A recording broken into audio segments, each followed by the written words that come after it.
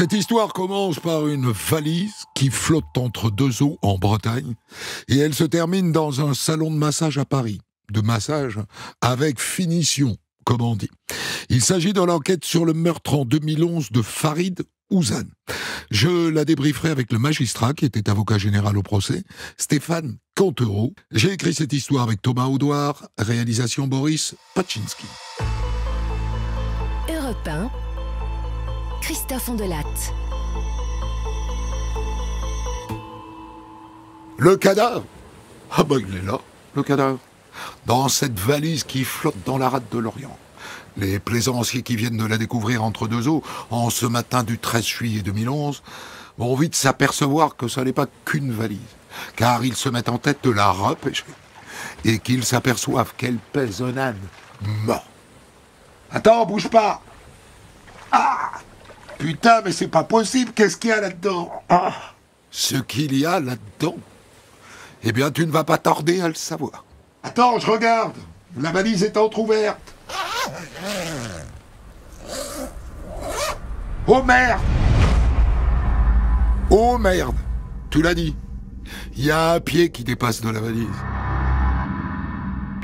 Un pied humain, vous dites? Ouais, enfin ça y ressemble en tout cas. Hein. Bon, la valise était trop lourde, j'ai pas pu la remonter à bord. Vous êtes où exactement? Au large de la pointe du Grave. Bien reçu. Vous restez à proximité, on arrive.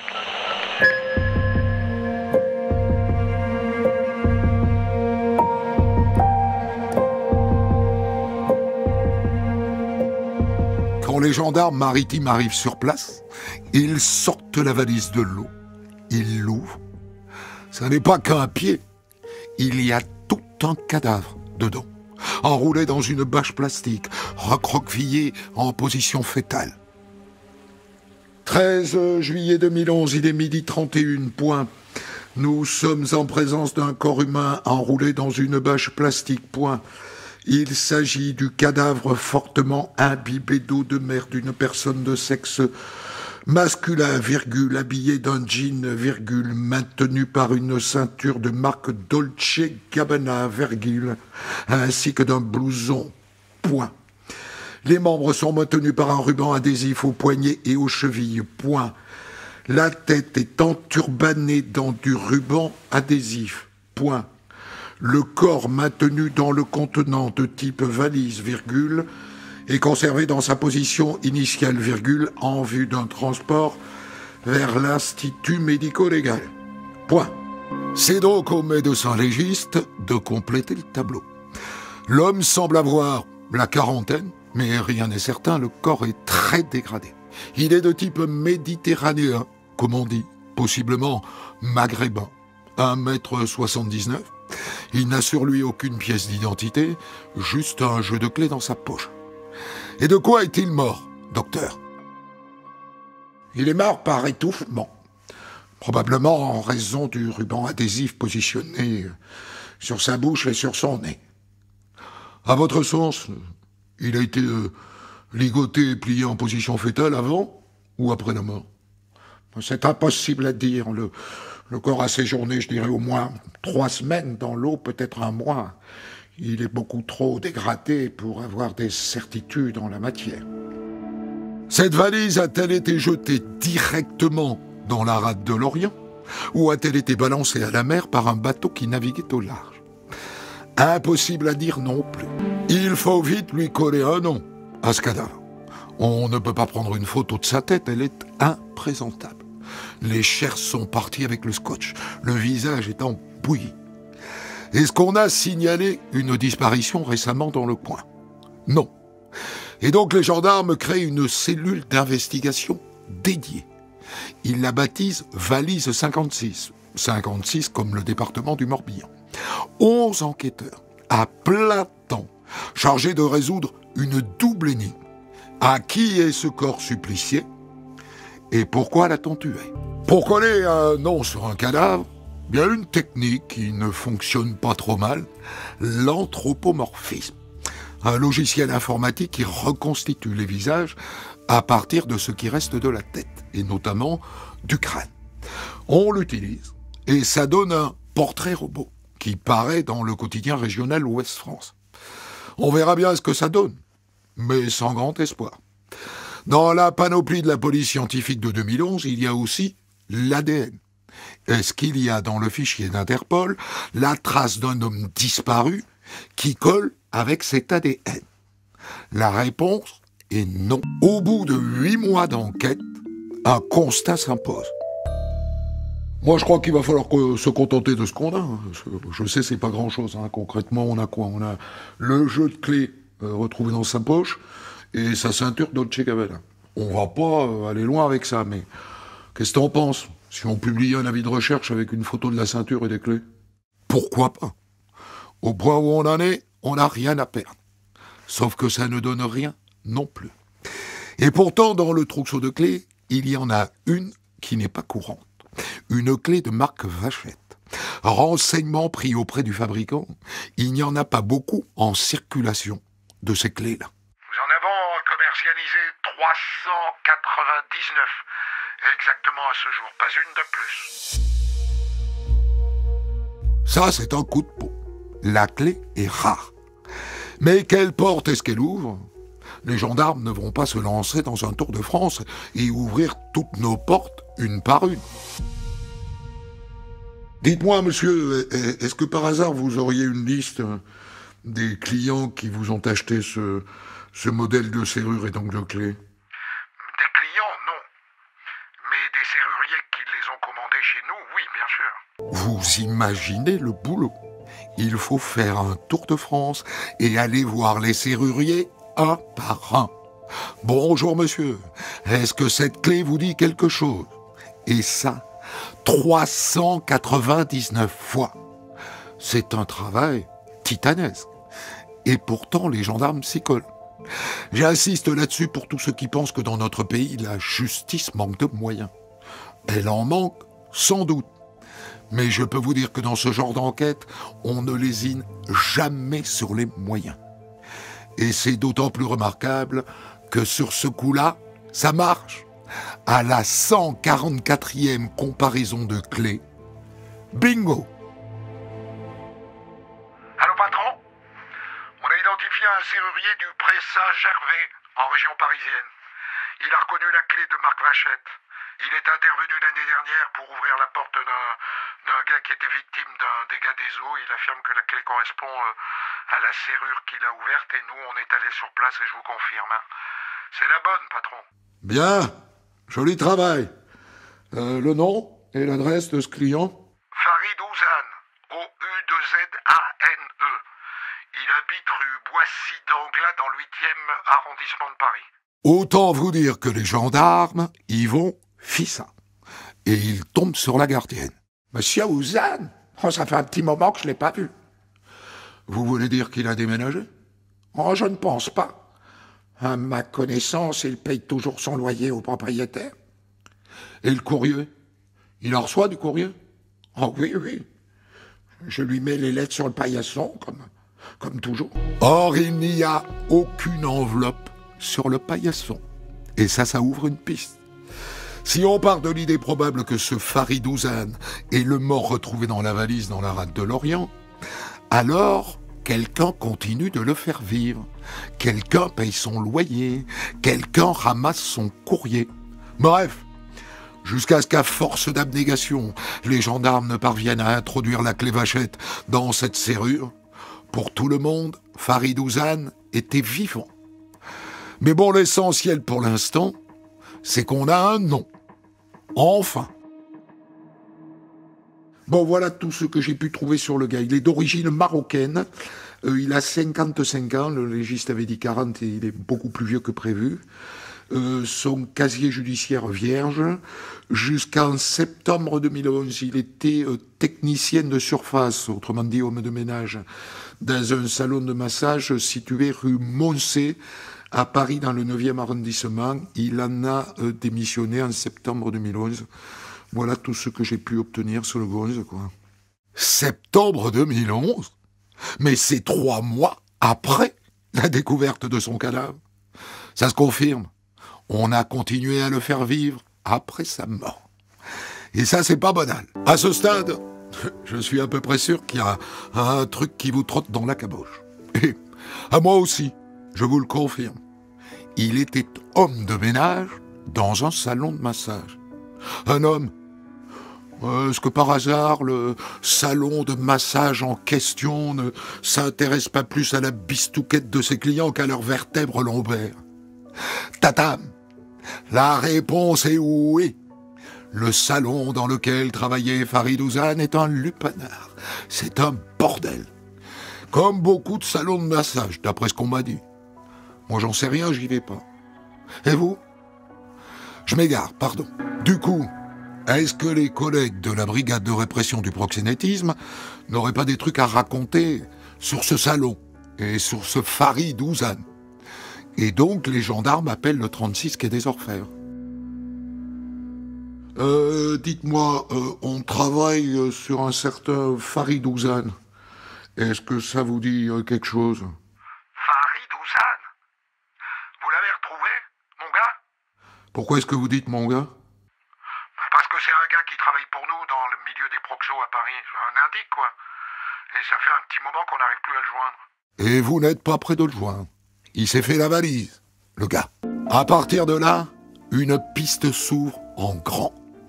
Farid Ouzane s'est fait dézinguer par quelqu'un du milieu. Un proxo qui a découvert que c'était une balance. Ça se tient.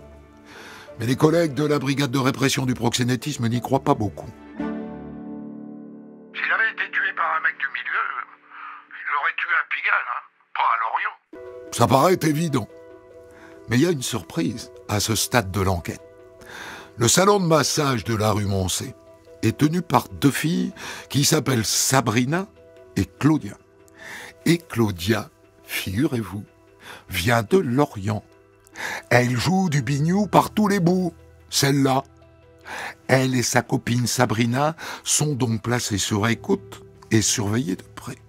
On étudie les relevés de leur portable et leur compte bancaire. Sabrina travaille toujours au salon de massage. Claudia, elle est partie depuis l'été 2011. D'après les écoutes, elle travaille maintenant du côté de Pigalle. Et elle a toujours des copains et des copines à Lorient. Les gendarmes se disent que ça ne peut pas être un hasard. Alors ils fouillent cette piste de fond en comble. Bon, qu'est-ce qu'on a sur cette fille? Moi, je dirais une histoire assez ordinaire, quoi. Hein. Toute jeune, elle est fascinée par Paris. Elle débarque à Paris avec le rêve de devenir actrice, comédienne. Et puis elle finit par se prostituer pour subsister, quoi. Moi, franchement, hein, ça me touche, moi, ce genre d'histoire. Ouais, d'accord. Sauf que ta pauvre Cendrillon, hein, elle a peut-être participé à un meurtre. Comment est-ce qu'elle arrive au salon de massage de la rue Moncey? On le sait, ça? Par Sabrina. Elle commence par devenir copine et c'est elle qui l'a fait venir. Et Farid Ouzane, là, comment est-ce qu'il se retrouve à travailler là comme homme de ménage? Comme homme de ménage? Ah, mais t'as pas compris. Il travaille pas, là. C'est lui le patron. C'est un mat, notre client. C'est lui qui l'a créé, ce salon de massage. Mais ça ne nous dit toujours pas pourquoi et par qui il a été tué. À partir de là, l'enquête se concentre sur Claudia la Bretonne. D'après les relevés de son portable, elle est effectivement fragile. Elle a fait plusieurs séjours en hôpital psychiatrique. Et on la voit mal monter toute seule le meurtre de son Mac, Farid. Du coup, est-ce que sa copine Sabrina n'est pas dans le coup? Copine d'ailleurs, c'est pas sûr, hein, parce que depuis que Claudia a quitté le salon, elles n'entretiennent aucune relation. Elles ne se sont pas appelées depuis des mois. C'est quand même étonnant pour des filles qui ont passé des années à travailler ensemble. Du coup, l'enquête s'élargit à Sabrina. Elle n'est pas dépressive. Et c'est la taulière du salon de massage. C'est elle qui faisait tourner le bordel pour Farid Ouzane. Et depuis qu'il est mort, eh bien, elle le fait tourner toute seule. Et là, vous voyez la piste qui s'ouvre. Sabrina veut se débarrasser de Farid pour reprendre l'affaire à son compte. Et elle charge Claudia du sale boulot. Et le scénario tient d'autant plus qu'en détaillant ses relevés bancaires, on s'aperçoit que c'est elle, Sabrina, qui a fait vivre Farid Ouzane alors qu'il était mort, C'est elle qui a payé son loyer à sa place. Et donc le scénario tient debout. Le problème, c'est que les gendarmes n'ont pas le début de la queue d'une preuve. Et c'est là qu'ils ont l'idée de relancer l'affaire dans la presse. Les journalistes en ont parlé de tout ça, il y a 2 ans, quand on a retrouvé le corps. Mais depuis, pas un mot. Ils ne savent pas, par exemple, que le cadavre a été identifié. Eh bien, il n'y a qu'à leur dire. Le corps découvert en juillet 2011 dans la rade de Lorient est, selon les gendarmes, celui d'un certain Farid Ouzane, qui est lié à un réseau de proxénétisme parisien. L'enquête va évidemment se poursuivre pour tenter de retrouver le ou les auteurs de cet assassinat. Et maintenant, il n'y a plus qu'à attendre, voir si ça va faire bouger les choses. Et ça ne rate pas. Le soir de la parution de l'article, un ami de Claudia à Lorient l'appelle sur son portable. C'est chaud pour toi, Claudia. Sois prudente. Tu fermes les fenêtres et surtout tu réponds pas au téléphone, d'accord? La relance de l'affaire par les journalistes a fait son petit effet. Claudia est bien dans le coup.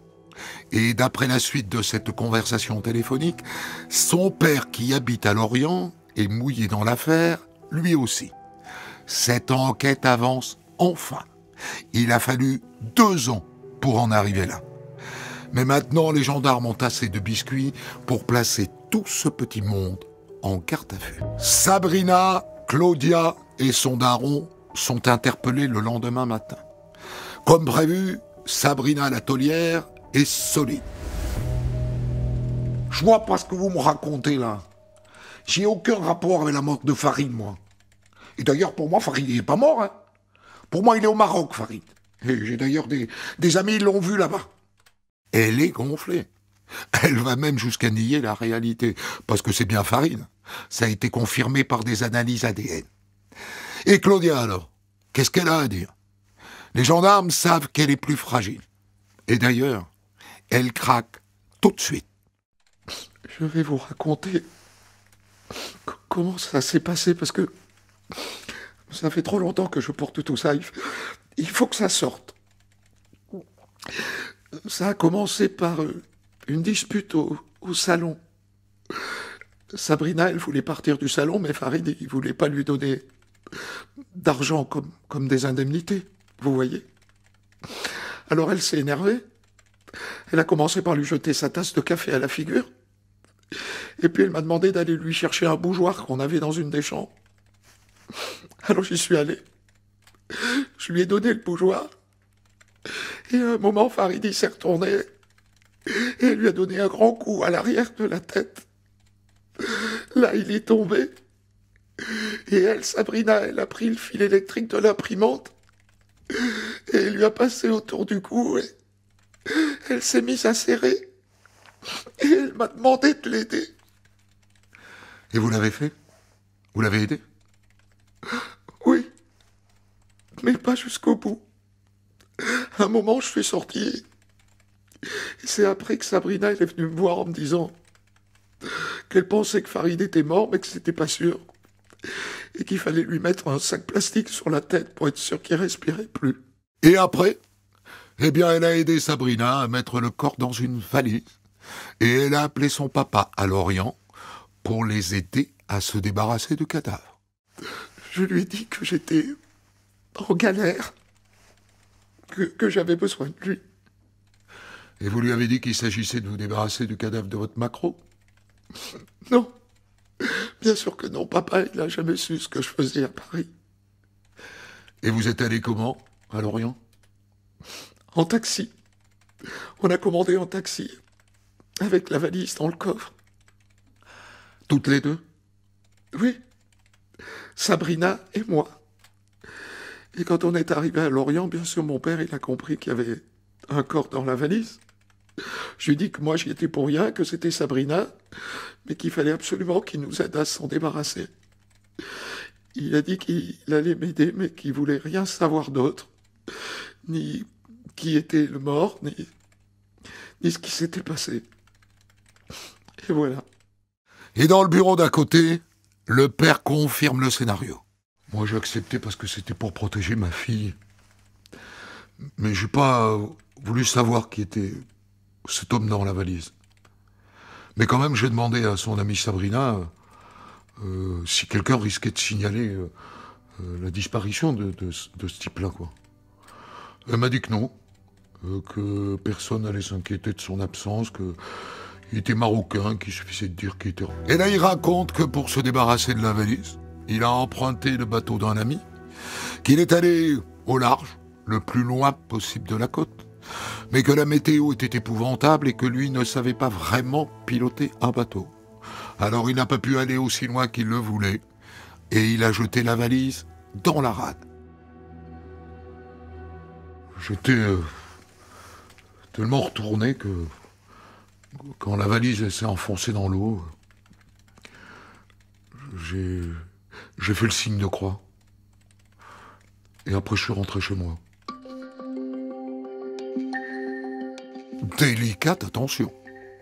Et voilà, les filles sont restées quelques jours en vacances et puis elles sont rentrées à Paris. Et Sabrina a repris le lupanar de Farid à son compte.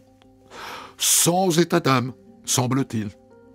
Alors que Claudia raconte qu'elle a eu du mal à encaisser tout ça. D'ailleurs, dans la foulée, elle a fait plusieurs séjours en hôpital psychiatrique. Elle avait honte, dit-elle. Honte d'avoir participé à ça. Alors maintenant, est-ce que Sabrina la Maquerelle va confirmer?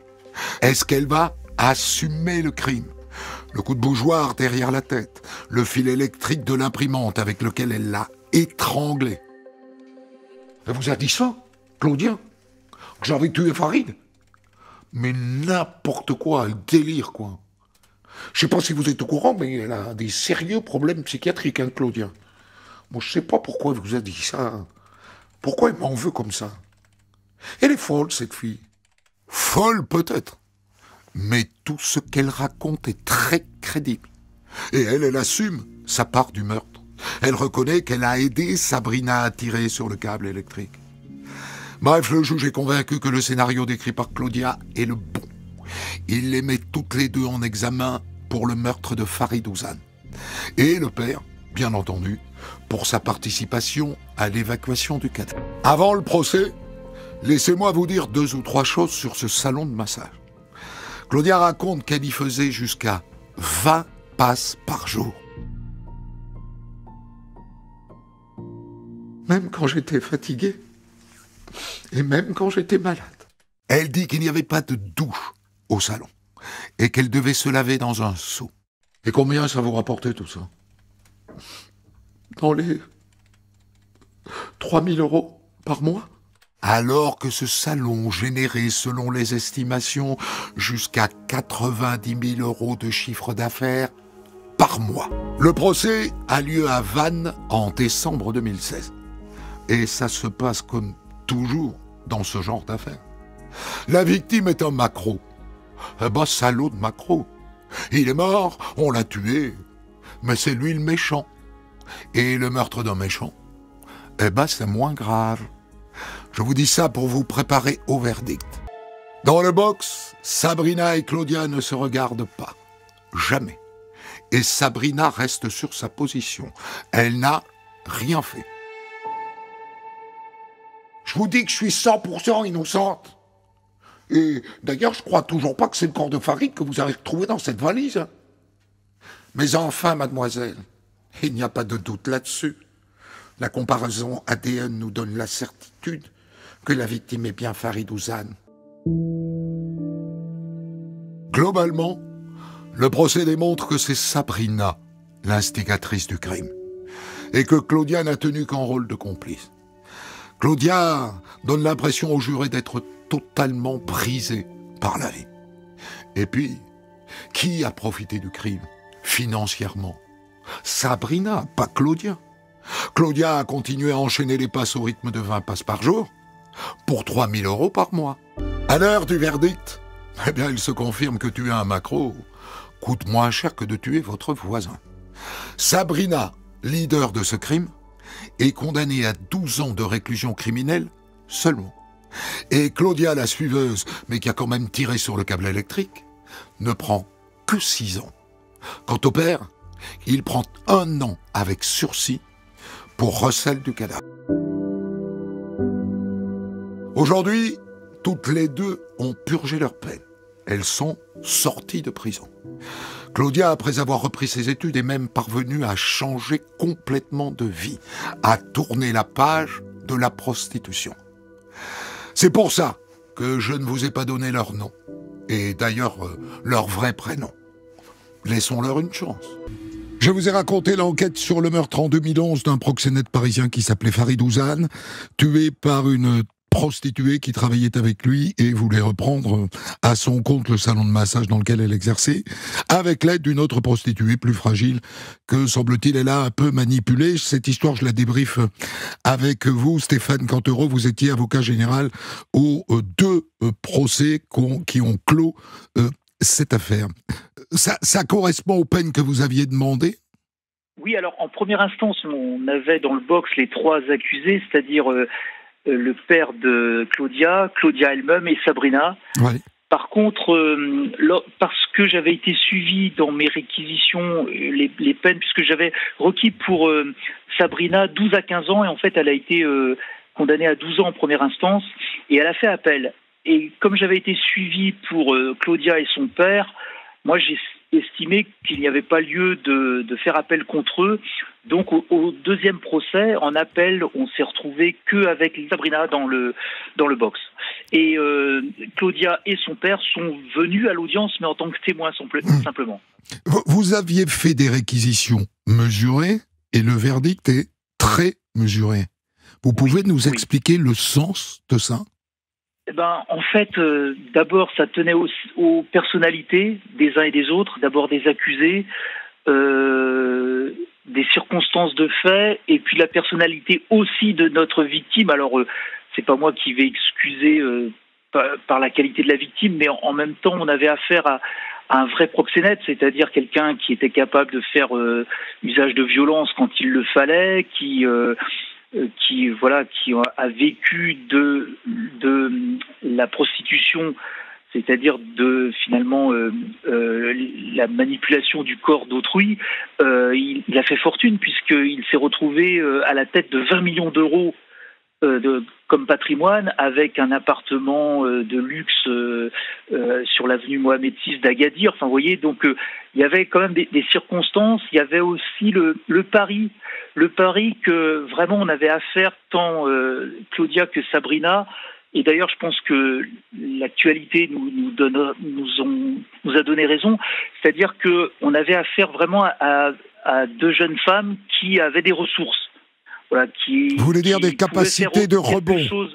Voilà, qui pouvaient faire quelque chose de bien plus tard, parce que vraiment, donc c'est 2 parcours de vie assez difficiles, mais on sentait bien qu'elles avaient de la ressource, elles ne manquaient pas d'atouts pour faire quelque chose de bien, mieux que de vivre de la prostitution et de se mettre au service comme ça d'un proxénète en réalité.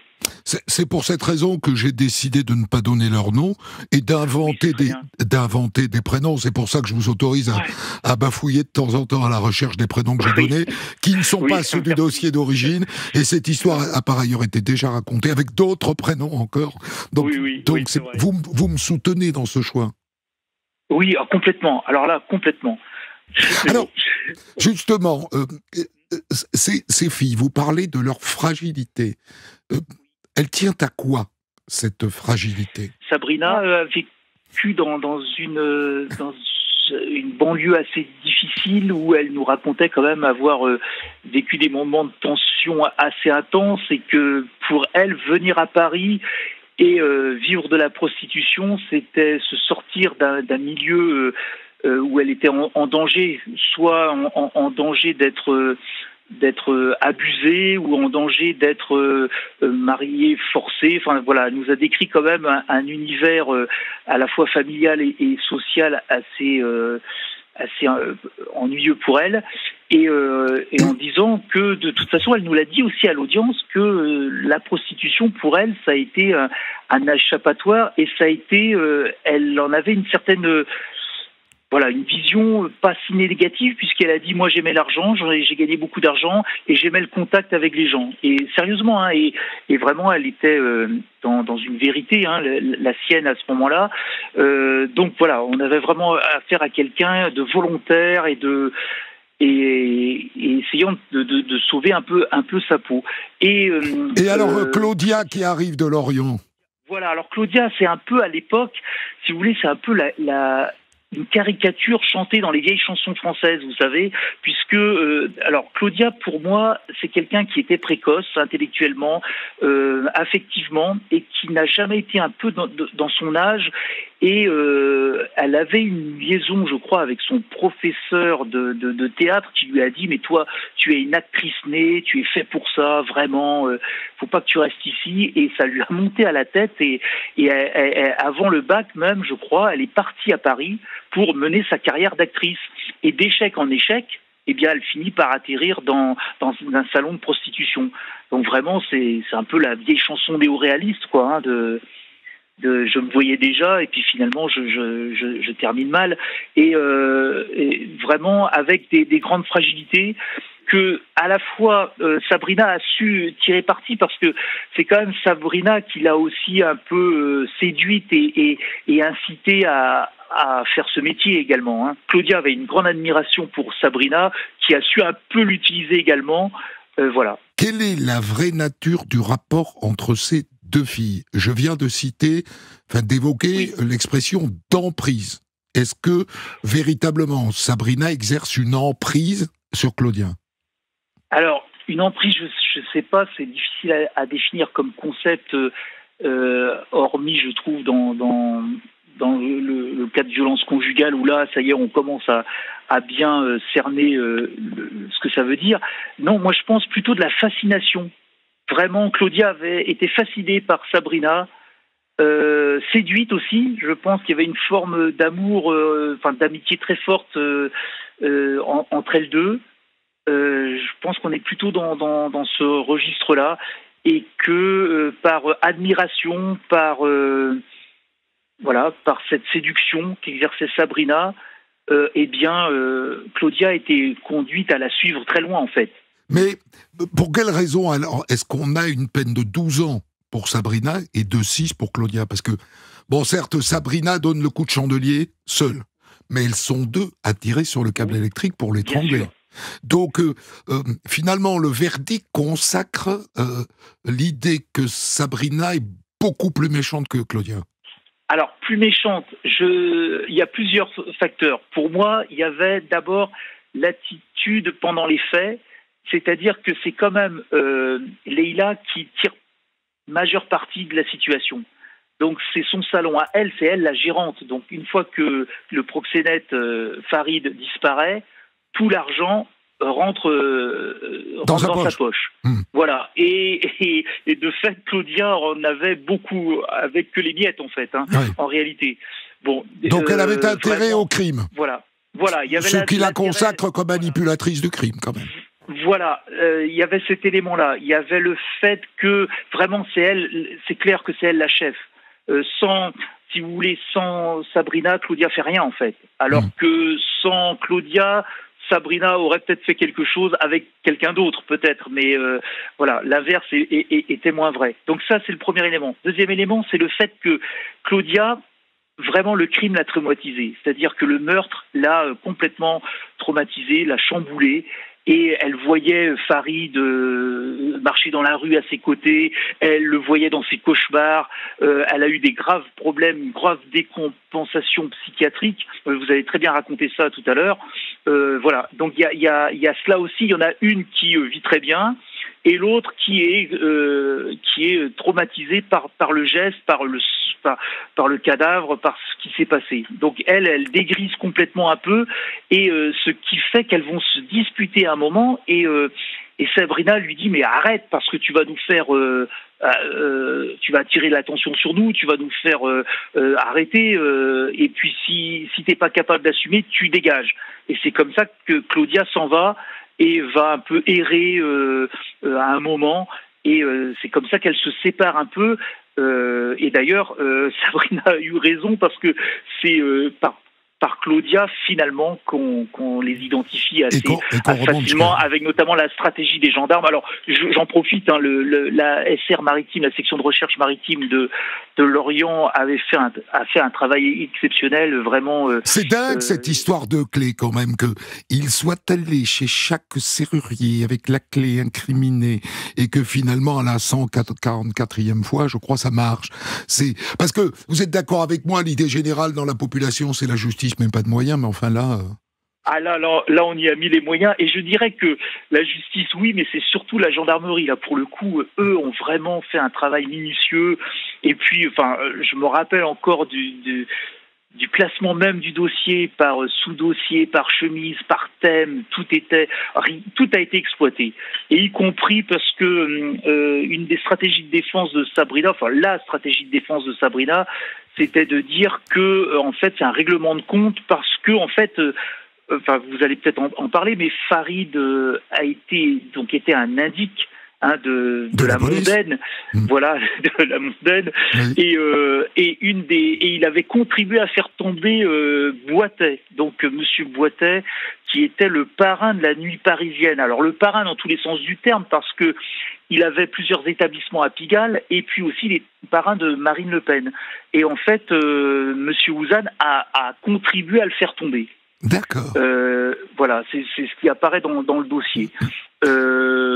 Donc, une des pistes qui a été vraiment exploitée, creusée, c'était de se dire c'est peut-être un règlement de compte. En fait, jamais personne dans le milieu de Boitet a su le rôle qu'avait eu un rôle. Il a eu un rôle, mais c'était pas le rôle déterminant. C'était pas le rôle clé de l'arrestation de Boitet. Le rôle clé, voilà. Et puis personne ne l'a su. Et d'ailleurs, dans le milieu, tout le monde le considérait comme un baltringue. Ça a été le terme utilisé par plusieurs hommes de Boitet. C'était un baltringue. Ouzane, on le connaît à peine. Voilà. Donc définitivement, cette affaire est humaine et pas du tout. Elle ne relève pas du tout du milieu et de la paix. Non. En fait, je pense que Farid Ouzane, à un moment, il décline. C'est un homme, c'est un costaud, hein, parce que d'ailleurs on lui avait attribué le cadavre, on lui avait attribué un âge bien antérieur à son âge réel, voilà. Et en fait, parce que c'était vraiment athlétique et autres, vraiment quelqu'un de. Mais il avait quand même l'âge de ses artères, c'est-à-dire qu'on s'est aperçu à l'autopsie qu'il avait des problèmes. Et effectivement, c'était quelqu'un de déclinant, qui fatiguait et qui s'agaçait assez vite. Et donc, vous savez comment c'est, les gens très riches, puisqu'il avait 20 millions d'euros, mais ils n'en ont jamais assez. Et donc, il en voulait encore plus. Et il mettait une pression sans arrêt sur ces deux prostituées. Mais en même temps, voilà, je pense que, enfin, c'est ce qui ressortait des débats, c'est que Sabrina s'est dit, mais après tout, est-ce qu'il est si costaud que ça? Est-ce qu'il a un tel réseau? Et donc, ils l'ont testé un peu pour savoir s'il y avait du répondant. Et notamment, elles font un aller-retour la veille, enfin le jour même, hein, le jour du crime, elles font un aller-retour à Agadir pour raconter une salade. Donc elles prennent un billet le matin, elles arrivent à Agadir, elles disent à Farid Ouzane, oui, la police a débarqué, ils nous ont menacé de nous mettre en garde à vue, c'est un scandale, tu nous as dit qu'on était protégés, qu'on ne craignait rien, c'est quoi cette histoire? Enfin, et donc elle se fâche et elle rentre à Paris. Et lui, il trouve étrange cette histoire. Il appelle son contact à la police qui lui dit non, personne ne travaille sur toi, méfie-toi, c'est bizarre. Et donc là, lui, il s'énerve et il prend le dernier billet d'avion, le dernier avion d'Agadir, et rentre à Paris. Et c'est là où il va au salon. Une espèce de dispute s'engage. Elles lui font signer des papiers et c'est là où elle l'étrangle et un coup de chandelier. Oui, voilà. Donc il y a presque, alors, soit c'était quasiment soit c'était un test pour savoir qu'est-ce qu'il allait répondre à ça, pour savoir s'il avait encore ce pouvoir sur elle et sur le salon, ou est-ce que c'était carrément un guet-apens pour le faire venir? Ça, c'est vraiment ce qu'on s'est posé comme question. Hein. Stéphane Cantero, j'ai parlé avec beaucoup d'avocats généraux dans ma carrière. Je n'en ai pas trouvé beaucoup d'aussi compréhensifs que vous. Vous voyez ce que je veux dire? C'est un avocat général, parfois il dit, écoutez, ça vaut 30 ans parce que c'est un meurtre. Il va pas chercher les circonstances atténuantes, il essaye pas de comprendre la psychologie des auteurs de crimes. Oui, je trouve que ça fait partie de mon métier. Mon métier étant de représenter les intérêts de la société. Or, une société démocratique, elle est là aussi pour essayer de comprendre, essayer d'apaiser les situations aussi. Donc, lorsqu'on peut apaiser à la fois les parties civiles et parfois aussi la situation de l'accusé, on fait notre métier en fait. Je vous adore, merci Stéphane Canterbo, avocat général de ce dossier. Des centaines d'histoires disponibles sur vos plateformes d'écoute et sur europe1.fr.